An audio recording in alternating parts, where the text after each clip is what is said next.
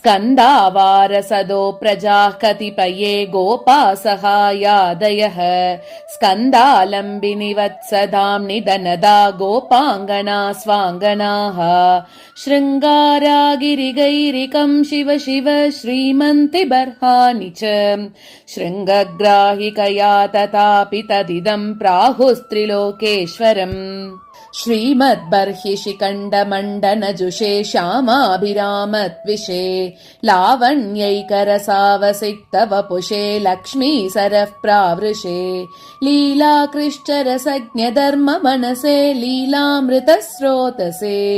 केवानस्पृहयन्ति हन्तमहसे गोपीजनप्रेयसे आपाटलादरमदीरविलोलनेत्रम् आमोदनिर्भरितमद्भुतकान्तिपूरम् आविस्मितामृतमनुस्मृतिलोभनीयम् आमुद्रिताननम् महो मधुरम् मुरारेः जागृहि जागृहि चेतः चिराय चरितार्थता भवतः अनुभूयतामिदमिदम् पुरस्थितम् पूर्णनिर्वाणम् चरणयोररुणम् करुणार्द्रयोः कचबरे बहुलम् विपुलम् दृशोः वपुषि मञ्जुलमञ्जनमेचके वयसि बालमहो मधुरम् महः मालाबर्हमनोज्ञकुन्तलभरां वन्यप्रसूनोक्षितां शैले यद्रवक्लृप्तचित्रतिलकां सश्वन्मनोहारिणीं लीलावेणुरवां हृदैकरसिकां लावण्यलक्ष्मीमयीं बालां बालतमालनीलवपुषं वन्दे परां देवताम् गुरुमृदुपदे गूढं गुल्पे गणं जगनस्थले नलिनमुदरे दीर्घं बाह्वोर्विशालमुरस्थले मधुरमदरे मुग्धं वक्त्रे विलासि विलोचने बहुकचबरे वन्यं वेषे मनोज्ञमहो महः जिहानं जिहानं सुजानेन मौग्ध्यं दुहानं दुहानं सुधां वेणुनादैः लिहानं लिहानं सुदीर्घैरपाङ्गैः महानन्द सर्वस्वमेतन्नमस्ताम् लसद्बर्हापीडं ललितललितस्मेरवदनं भ्रमत्क्रीडापाङ्गं प्रणतजनता निर्वृतिपदं नवाम्बोधश्यामं निजमधुरिमा भोगभरितं परं देवं वन्दे परिमलितकैशोरकरसं सारस्य सामग्र्यमिवाननेन माधुर्यचातुर्यमिव स्मितेन कारुण्यतारुण्यमिवेक्षितेन चापल्य सापल्यमिदं दृशोर्मे यत्र वा तत्र वा देव यदि विश्वसिमस्त्वयि निर्वाणमपि दुर्वारम् अर्वाचीनानि किं पुनः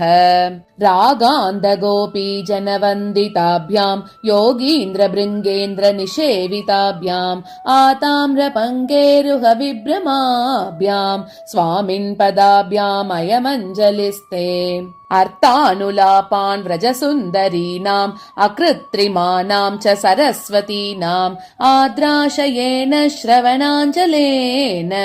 सम्भावयन्तं तरुणं गृणीमः मनसि मम सन्निधत्तां मधुरमुखामन्तरापाङ्गा करकलितललितवं च कापि किशोरा कृपालहरी रक्षन्तु नः शिक्षितपाशुपाल्या बाल्यावृता बर्हिशिखावतंसाः प्राणप्रिया प्रस्तुतवेणुगीताः शीतादृशो शीतलगोपकन्याः स्मितस्तबकितादरं शिशिरवेणुनादामृतं मुहुस्तरललोचनं मदकटाक्षमालाकुलम् उरस्थलविलीनया कमलया समालिङ्गितं भुवस्थलमुपागतं भुवनदैवतं पातु नः नयनाम्बुजे भजत कामदुगं हृदयाम्बुजे किमपि कारुणिकं चरणाम्बुजे मुनिकुलैकदनं वदनाम्बुजे व्रजवधूविभवम्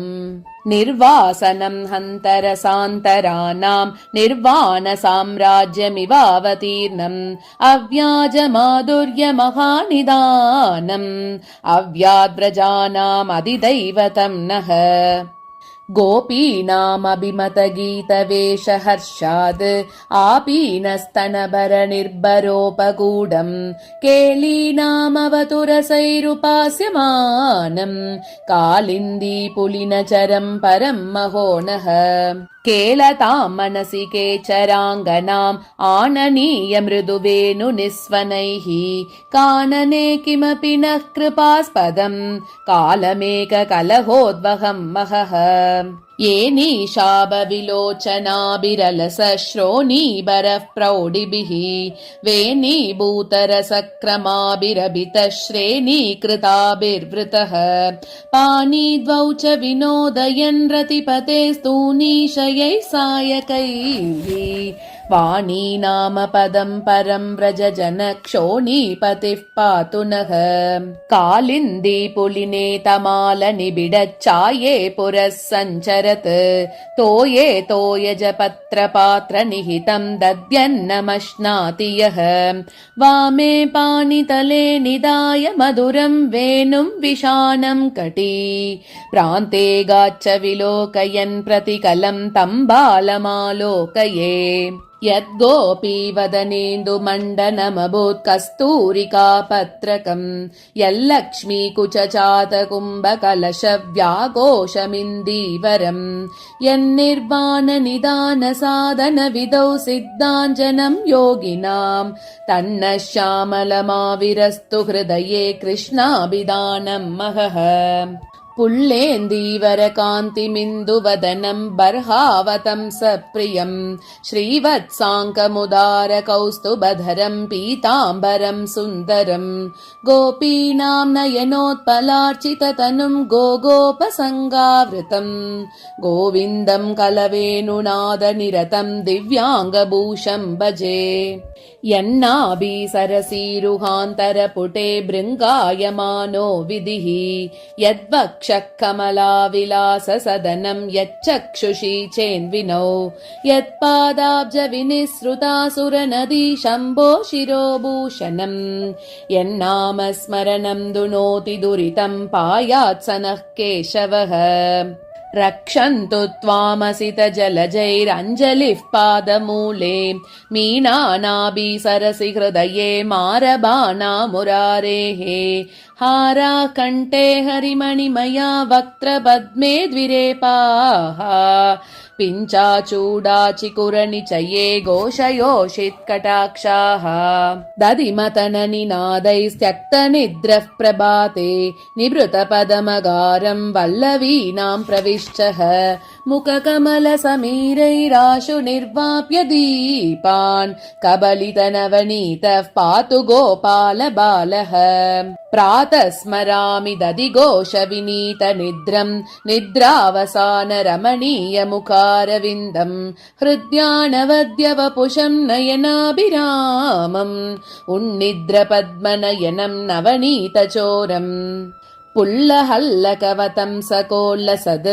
गल्लमागमगवीगवेशितम् वल्लवीचिकुरवासिताङ्गुली पल्लवम् कमपि वल्लवम् भजे स्तेयम् हरेर्हरति यन्नवनीतचौर्यम् जारत्वमस्य गुरुतल्पकृतापराधम् हत्याम् दशानन हतेर्मधुपानदोषम् यत्पूतनास्तनपयः स पुनातु कृष्णः मारमावसमदीयमानसे माधवैकनिलये यदृच्छया श्रीरमापतिरिहागमेदसौ कः सहेत निजवेश्मलङ्घनम् आकुञ्चितम् जानुकरम् च वामम् न्यस्यक्षितौ दक्षिणहस्तपद्मे आलोकयन्तम् नवनीतकण्डम् बालम् मुकुन्दम् मनसा स्मरामि जानुभ्यामभिधावन्तम् पाणिभ्यामतिसुन्दरम् सुकुण्डलालकम् बालम् गोपालम् चिन्तयेदुषः विहाय कोदण्डशरौ मुहूर्तम् गृहानपानौ मणिचारुवेणुम् मायूरबर्हम् च निजोत्तमाङ्गे सीतापते त्वाम् प्रणमामि पश्चात् अयं क्षीराम्बोधेर्पतिरिति गवां पालक इति श्रितोऽस्माभिः क्षीरोपनयन दिया गोपतनयः अनेन प्रत्यूहो व्यरचि सततं येन जननी स्तनादभ्यस्माकं सकृदपि पयो दुर्लभमभूत् हस्तमाक्षिप्य यातोऽसि बलात् कृष्ण किमद्भुतम् हृदयात् यदि निर्यासि